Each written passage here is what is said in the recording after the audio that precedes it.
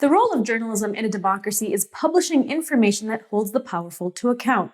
It's the kind of information that empowers the public to become more engaged citizens in their communities, so that we can vote in representatives that work in the interest of we, the people. And perhaps no better example of watchdog journalism that holds the powerful account and exposes their corruption is that of WikiLeaks, which exposed to the world evidence of widespread war crimes the US military was committing in Iraq, including the killing of 2 Reuters journalists, and showed that the US government and large corporations were using private intelligence agencies to spy on activists and protesters, and then revealed how the military had tortured Guantanamo Bay prisoners from Red Cross inspectors. It's this kind of real journalism that our First Amendment was meant to protect, but instead engaging in it has made WikiLeaks publisher Julian Assange the target of a massive smear campaign for the last several years, including false claims that Assange is working with Putin and the hackers, as well as open calls by corporate media pundits for him to be assassinated. The allegations that Assange conspired with Putin to undermine the 2016 election and American democracy as a whole fell completely flat earlier this month, when a US District Court for the Southern District of New York dismissed this case as factually implausible, with the judge noting that at no point does the prosecution's threadbare argument show any facts at all, concluding that the idea that Assange conspired with Russians against the Democratic Party or America as a whole to be entirely divorced from the facts. Perhaps this brazen character assassination was priming the public to become apathetic towards Assange in preparation for his brutal fate, which would land him in the hands of US and British authorities after spending years isolated inside the Ecuadorian embassy in London. Today, Assange sits behind bars in a London prison under shocking conditions even a murderer wouldn't expect.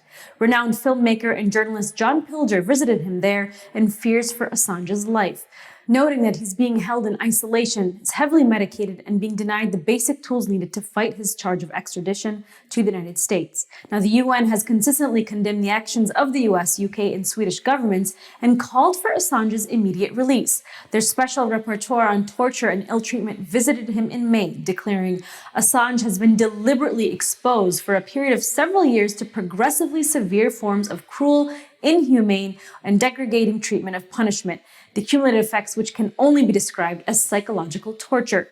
The collective persecution of Julian Assange must end here and now."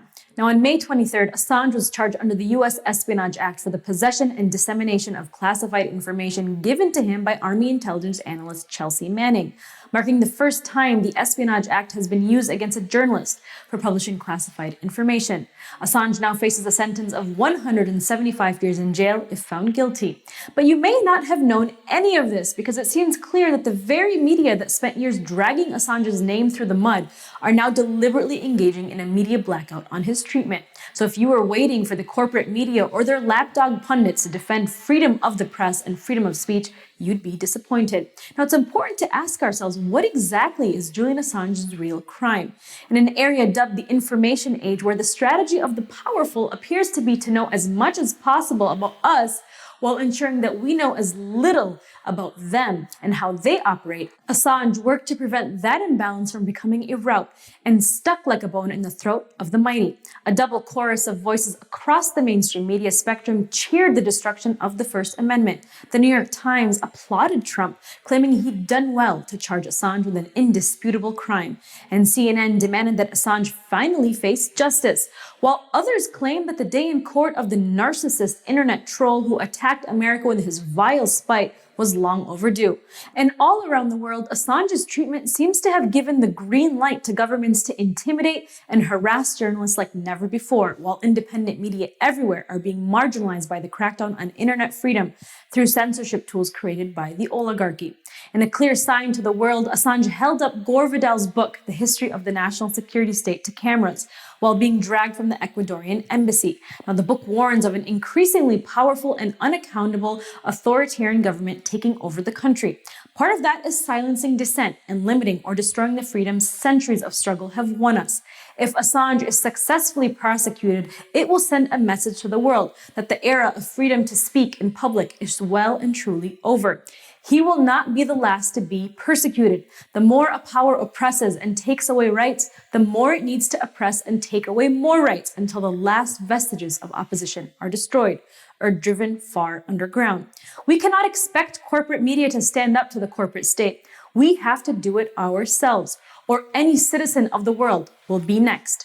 Will you heed this warning?